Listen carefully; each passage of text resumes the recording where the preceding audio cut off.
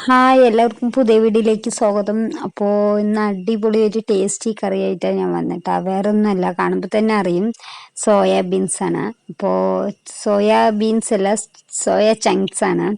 അപ്പോൾ സോയാബീൻ എന്നൊക്കെ പറയും. അപ്പോൾ അത് നമുക്ക് എങ്ങനെയാണ് ഉണ്ടാക്കുന്നത് നോക്കാം. അപ്പോൾ ഞാൻ ഒരു പാത്രത്തിൽ വെള്ളം ചൂടാകാൻ വെച്ചിട്ടുണ്ടായിരുന്നു. വെള്ളം തിളച്ച ശേഷം നമ്മുടെ ഈ സോയ ചങ്ക്സ് ഒക്കെ അതിലോട്ട് വാരിയിട്ട് കൊടുക്കുന്നുണ്ട് കേട്ടോ.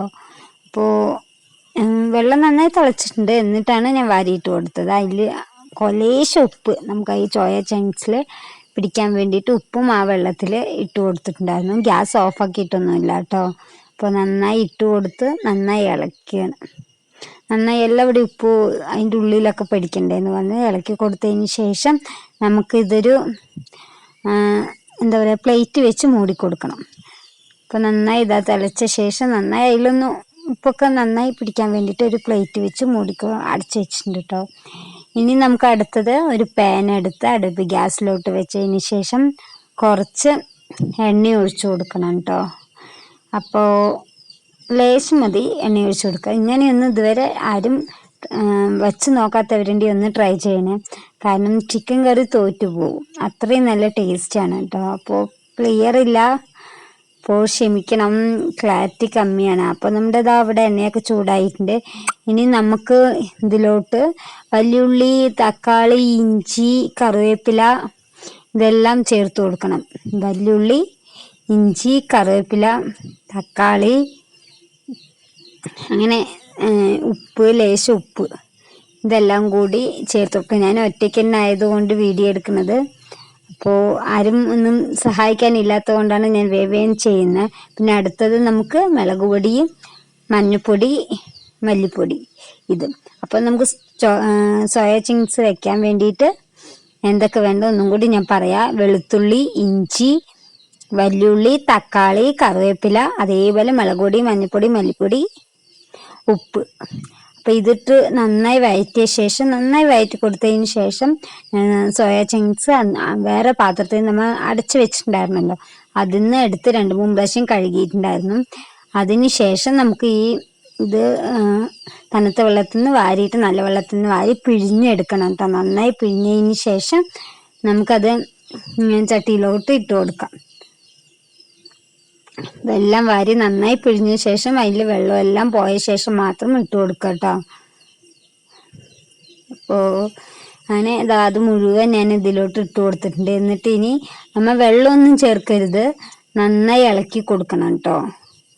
നന്നായി അതൊന്ന് മസാല ഒക്കെ എല്ലാവിടെയും പിടിക്കണം.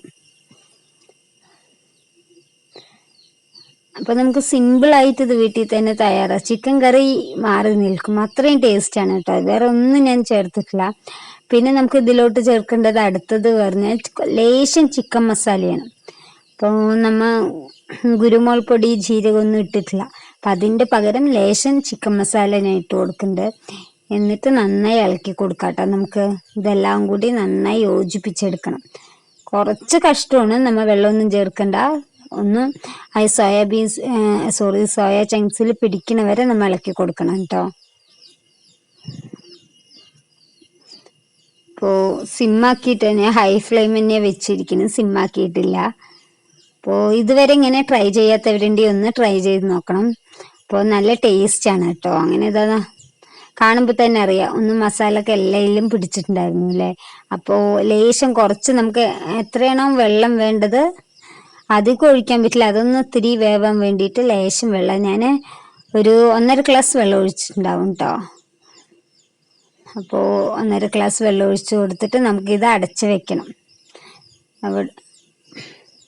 ഞാൻ അടച്ച് വെച്ച് കുറേ നേരം കഴിഞ്ഞ് തുറന്ന് നോക്കിയപ്പോൾ വെള്ളമൊക്കെ വറ്റിയിട്ടുണ്ടായിരുന്നു. മസാല ഒക്കെ എല്ലാവിടെയും പിടിച്ചിട്ടുണ്ട് കേട്ടോ. കറിയുടെ മസാല ഒക്കെ നന്നായി പിടിച്ചിട്ടുണ്ടായിരുന്നു. അപ്പോൾ ഞാൻ കുറച്ചും കൂടി ഇളക്കി കൊടുത്ത്, ഉപ്പ് നമുക്ക് പോരെങ്കിൽ പിന്നെ ചേർത്ത് കൊടുക്കാം. അപ്പോൾ ഗ്യാസിൽ നിന്ന് ഇറക്കി. ഇനി അടുത്തത് നമുക്ക് പറഞ്ഞാൽ ഇതിൻ്റെ മേലെ മല്ലിത്തഴ കുറച്ച് വിതറി കൊടുക്കുക കേട്ടോ, ഇട്ട് കൊടുക്കുക.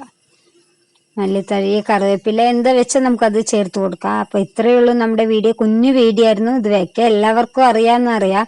എന്നാലും വീഡിയോ ഇഷ്ടം എല്ലാവരും ചാനൽ സപ്പോർട്ട് ചെയ്യുക, ലൈക്ക് ചെയ്യുക, ഷെയർ ചെയ്യുക, കമൻറ്റ് ചെയ്യുക മറക്കരുത് കേട്ടോ. അത്രയേ ഉള്ളൂ നമ്മുടെ വീഡിയോ. കുഞ്ഞു വീഡിയോ ആയിരുന്നു. അപ്പോൾ ഇതുവരെ ഇങ്ങനെ ആരും ട്രൈ ചെയ്തിട്ടില്ലെങ്കിൽ ഒന്ന് ട്രൈ ചെയ്ത് നോക്കണേ. കാരണം നമ്മുടെ വീട്ടിലുള്ള ചേരുവകൾ മാത്രം കൊണ്ട് സിമ്പിളായി ഉണ്ടാക്കാൻ പറ്റും. അപ്പോൾ ബായ്.